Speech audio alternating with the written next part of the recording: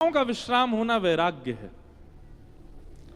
अच्छा एक बात हमारी सुनो, 10 वर्ष के जब हम थे तब हमको टॉफी बहुत बढ़िया लगती थी, टॉफी, चॉकलेट। लेकिन आज जब 28 वर्ष के हो गए, अब हमको टॉफी कोई दे दे तो ऐसा कोई रुचि नहीं उसके प्रति। क्यों? धीरे धीरे धीरे धीरे धीरे जब समय आगे बढ़ता है तो अपने आप कई इच्छाएं आपकी शांत होती चली जाती हैं। यही वैराग्य है। पर टॉफी की इच्छा शांत होना यह कोई श्रेष्ठतम वैराग्य नहीं है। श्रेष्ठतम वैराग्य क्या है? उन वस्तुओं से इच्छाओं का समाप्त होना जिन वस्तुओं के कारण पाप के भागी बन जाते हैं हम लोग। उन वस्तुओं के प्रति वैराग्य होना।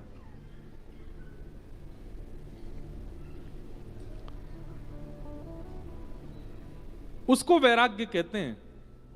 सब छोड़ करके विरक्त हो जाना वैराग्य नहीं है। मन से त्याग होना, शरीर से भले ही उसके साथ हैं, वो वैराग्य है। तो भक्ति के दो पुत्र हैं, ज्ञान और वैराग्य। जब तक ये दोनों चित्त में नहीं आएंगे तब तक भक्ति प्रसन्न नहीं रह सकती है। इसलिए ज्ञान और वैराग्य भक्ति को जागृत करने वाली नहीं है। भागवत की कथा, भागवत की कथा तो ज्ञान और वैराग्य को जागृत करती है, क्योंकि भक्ति तो सबके चित्त में होती है। नास्तिक व्यक्ति भी कहीं ना कहीं भगवान के आश्रय का ही होता है। हमसे कोई कह रहा था, बोले महाराज जी कोविड के बाद बहुत भक्ति बढ़ गई लोगों में। क्यों बढ़ गई? क्योंकि कोविड में व्यक्ति ने यह बात समझ ली कि धन से कुछ नहीं होने वाला, धन से कुछ नहीं होने वाला, ऐश्वर्य से कुछ नहीं होने वाला, प्रार्थना से ही होगा जो होगा। बड़े बड़े खरबपति अरबपतियों ने धन लगा दिए लेकिन अपने प्रेमियों को बचा नहीं पाए। बड़ी बड़ी जानकारियां रखने वाले मिनिस्टरों से, प्रधानमंत्रियों से, मुख्यमंत्रियों से जानकारी रखने वाले भी अपने प्रियजनों को नहीं बचा पाए, लेकिन प्रार्थना वालों ने अपने प्रियजन को बचा लिया। तो इस स्थिति का दर्शन जब लोगों ने किया तो अपने आप ही कई नास्तिक लोग भी परिवर्तित होते चले गए। बोले भैया ना तो धन काम आएगा, आई एम सॉरी, ना धन काम आएगा। अरे भैया एक तो हमारे हाथ पांव अकड़ गए हैं, हम सोए नहीं हैं 3 दिन से, भाग दौड़ मची है। तो लोगों को ये बात पता चल गई कि ना तो धन काम आएगा, ना संपत्ति काम आएगी, ना ऐश्वर्य काम आएगी, ना पहचान काम आएंगी। और संसारियों से पहचान काम नहीं आएगी। श्याम सुंदर से जिसकी पहचान है वही काम आएगा, वही चल पाएगा। तो अचानक से एक परिवर्तन जैसा हो गया। कुंभ में, पिछले कुंभ में सबसे भयंकर आंकड़ा देखा गया, सारे रिकॉर्ड तोड़े गए थे, 6 करोड़ लोगों ने स्नान किया। इस बार तो आंकड़ा किया ही नहीं जा रहा है, इतने लोग आ रहे हैं, क्योंकि इतनी भक्ति जागृत हो गई लोगों में। तो भक्ति तो है पर ज्ञान और वैराग्य नहीं है। ये तो वैसे ही हो गया कि आप किसी घर में गए, वहां की जो माता जी हैं, उस घर की जो मां हैं, वो प्रसन्न, उनको रोटी दे रहे हो, उनको दाल चावल दे रहे हो, उनको जल दे रहे हो, सब कुछ, पर उनके बच्चों को, उनको कष्ट दे रहे हो। बच्चों को कष्ट दो और मां को प्रसन्नता, तो मां को कोई प्रसन्नता चाहिए ही नहीं। मां की प्रसन्नता बच्चों की प्रसन्नता है। भक्ति तो हमारे चित्त में है पर ज्ञान और वैराग्य नहीं है। इसलिए भक्ति होने के बाद भी हम लोग दुखी रहते हैं, क्योंकि उसके पुत्र ज्ञान और वैराग्य हमारे चित्त में नहीं है। कई लोग बोलते हैं, बोले महाराज जी हमारी भक्ति कैसे आए, हमें भक्ति कैसे आए, हमारा भक्ति का प्रारंभ कैसे हो, हम भक्ति मार्ग प्रारंभ नहीं की जाती, वो है ही हमारे चित्त में। ज्ञान और वैराग्य को लाइए। हम ज्ञान वैराग्य शून्य हैं, और वो ज्ञान वैराग्य किसी सत्पुरुष की कृपा, किसी महत जन की कृपा और भागवत की कृपा से ही आ सकता है आपके चित्त में। पंडित जी आपके हाथ में चावल देते हैं और मंत्र बोल करके कहते हैं चलो गणेश जी पे चढ़ा दो, शंकर जी पे चढ़ा दो। आप लोग चढ़ा देते हो। आपको ज्ञान नहीं है उस बात का, क्यों चढ़वा रहे हैं? हमारे घर कोई आता है, अच्छा चलो एक काम तो सब करते हैं, पूछ लूं मैं, हमारे घर कोई आता है तो हम उसको तिलक लगाते हैं, चल तिलक लगाया, उसके बाद फिर चावल लगाते हैं, अक्षत लगाते हैं। क्यों लगाते हैं? पता है इसका मतलब? तिलक यहीं क्यों लगाया जाता है, यहां पे क्यों नहीं लगाते? तिलक यहीं क्यों लगाया जाता है, यहां पे क्यों नहीं लगाते? सामने आए हुए व्यक्ति के छाती पे तिलक क्यों नहीं लगाते, माथे पे ही क्यों लगाते हैं? और फिर चंदन तिलक लगाने के बाद फिर अक्षत क्यों लगाया जाता है, पता है? बताओ। हमसे दुगनी उम्र की कई माताएं बैठी हैं यहां पे, इतनी आपका जीवन निकल गया, यही नहीं पता अक्षत क्यों लगाते हैं।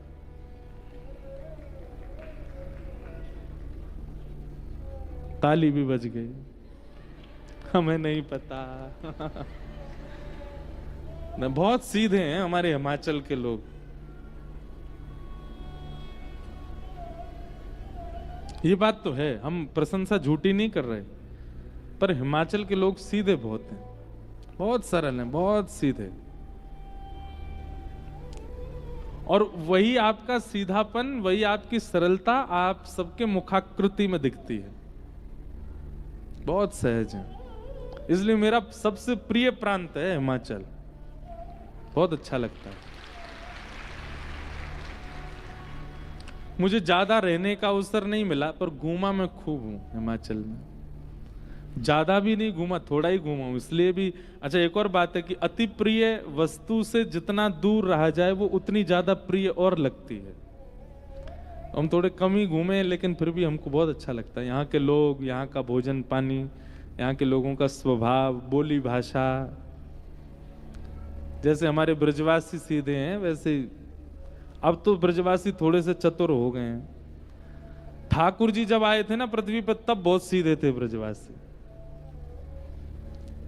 और ठाकुर जी को हम अपनी कथा में ये बात कहते हैं, ज्ञानी जितना जल्दी प्राप्त करेगा, वैरागी जितना जल्दी प्राप्त करेगा, विरक्त जितना जल्दी प्राप्त करेगा, उससे कई गुना ज्यादा जल्दी सीधा व्यक्ति प्राप्त कर लेगा, भोला व्यक्ति प्राप्त कर लेगा, सहज व्यक्ति जो सरल है। तो भक्ति तो है, पर ज्ञान वैराग्य नहीं। इस कारण से हमारी भक्ति हमको प्रसन्न नहीं कर पाती। नाम जप करने के बाद भी, भक्ति करने के बाद भी, कथाएं सुनने के बाद भी हम क्यों उदास हैं, क्यों निराश हैं, क्यों हमारे जीवन में संकटों का हम पर असर हो जाता है? क्यों? ज्ञान और वैराग्य नहीं है। ज्ञान और वैराग्य का मतलब बहुत ज्ञानी होना नहीं होता। सब लोग बहुत सावधानी से सुनिए, बहुत ज्ञानी होना ज्ञान नहीं होता। बहुत ज्ञानी होना ज्ञान होता तो फिर रावण सबसे ज्यादा ज्ञानी था। बहुत विरक्त होना ज्ञानी, बहुत विरक्त होना वैराग्य नहीं होता। हमारी भागवत जी में कथा आता है, ऋषभ देव जी के पुत्र भरत जी सब छोड़ के चले गए, लेकिन वन में जाके हिरण के बच्चे में जाके आसक्त हो गए।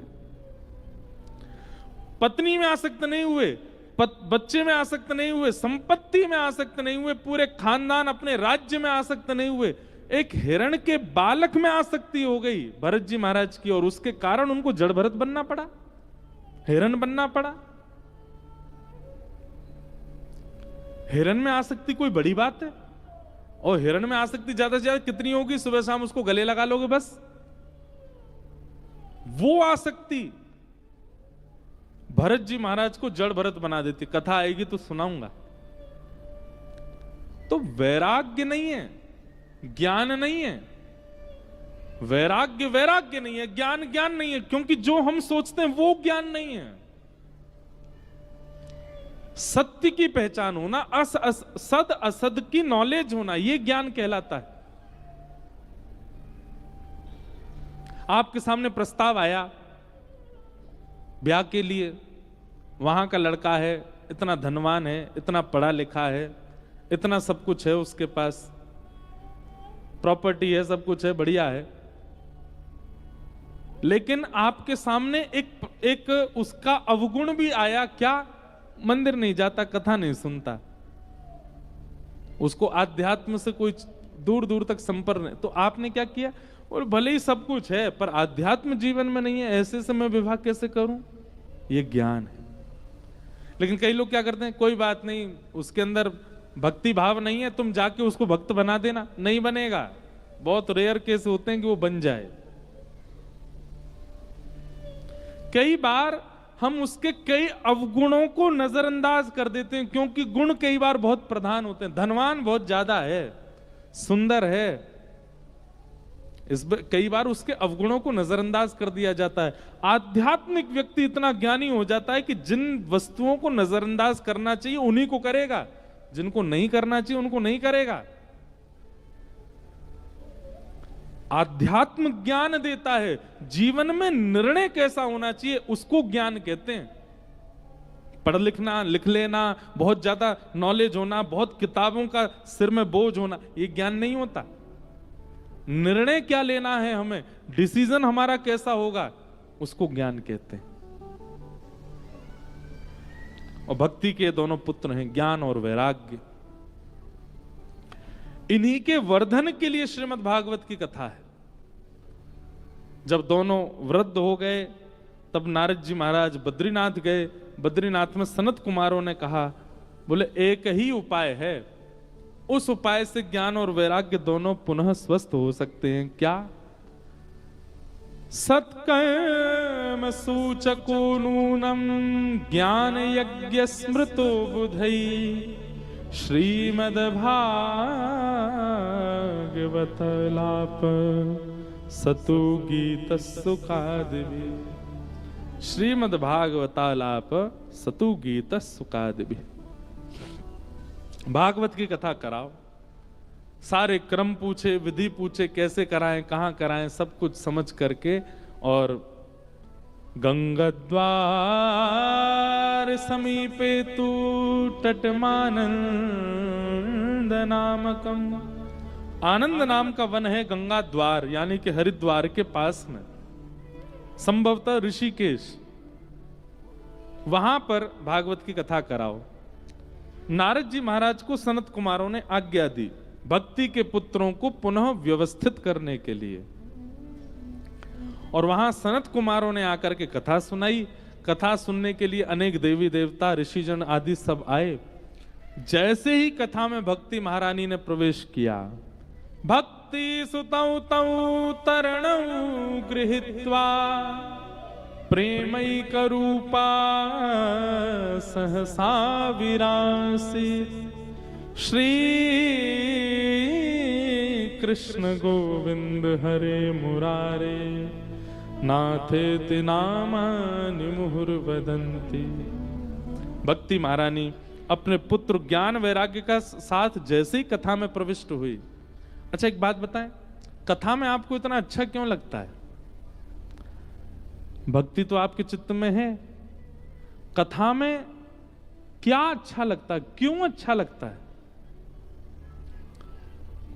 सीधी बात है, किसी औषधि से अगर बुखार उतर जाए तो फिर अच्छा लगता है ना।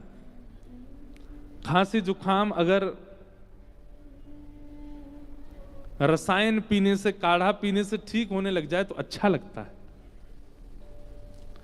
ऐसे ही भक्ति तो चित्त में है, इसका मतलब भक्ति से बीमार नहीं है हम, ज्ञान और वैराग्य से बीमार हैं। जैसे ही आप कथा में आकर के बैठते हैं, कहीं जगह मिल जाए, कोई मैया ऊपर बैठी हैं, कोई मां बैठी हैं, कोई यहां बैठी हैं, कोई वो पीछे पंडाल में बैठी हैं, जहां से भी सुनने को मिल रहा है, सुन करके आप सबके चित्त मुखमंडल पर प्रसन्नता आ रही है। क्यों? स्वस्थ हो रहे हो। स्वस्थता जब आती है तब अच्छा लगता है। स्वस्थ हो रहे, उसका मतलब अस्वस्थ थे। किस चीज से अस्वस्थ थे? ज्ञान अस्वस्थता, वैराग्य अस्वस्थता, और इन दोनों को स्वस्थ कर रहे हैं व्यास जी व्यास मंच पर बैठकर, इसलिए आपको अच्छा लग रहा है। पर होता क्या है, 7 दिन तक आप औषधि लेते हो तो स्वस्थता का अनुभव होता है। जैसे 7 दिन बाद कथा पूरी होती है फिर से अस्वस्थ हो जाते हो। क्यों? फिर आप उसको नियमित लेना बंद कर देते हो। इसलिए हम आपसे एक बात निवेदन करें, हम सब जगह कहते हैं 7 दिन नियम से कथा सुनना, ये बड़ी बात नहीं है। बहती गंगा में सब हाथ धो लेते हैं। नियम से 7 दिन कथा सुनना बड़ी बात नहीं है, 8वें दिन से आप कैसे हो ये बड़ी बात है। कथा के बिना आप कैसे हो, ये बड़ी बात है। मतलब नदी बह रही थी इस दिशा में और आप नाव पर बैठ गए, आपके हाथ में चाबुक दे दिया गया, आपके हाथ में पतवार दे दी गई, तो जिस दिशा में नदी जा रही है उस दिशा में नाव अपने आप चलने लगती है। कई बार आपको पतवार नहीं चलानी पड़ती। आप नाविक अच्छे हो ये तो तब पता चले जब नाव उल्टी घूम जाए, वो उल्टे में चलाओ। 7 दिन तक भक्ति प्रकट होना, 7 दिन तक अच्छा रहना, 7 दिन तक स्वस्थता का अनुभव करना, ये कोई बड़ी बात नहीं है। क्योंकि कथा चल रही है जिस दिशा में, आप सब उसी दिशा में चल दोगे। 7वें दिन कथा विश्राम के बाद जब विपरीत स्थिति संसार की आती है, उस समय आप कैसे रहते हो, ये बड़ी बात है। इसलिए कथा को केवल नियमित रूप से सप्ताह के रूप में मत सुनिए। अष्टम दिवस से आपकी सप्ताह प्रारंभ होती है और हर सप्ताह, जब तक अगली कथा ना मिल जाए, हर सप्ताह आपका पवित्र होना चाहिए।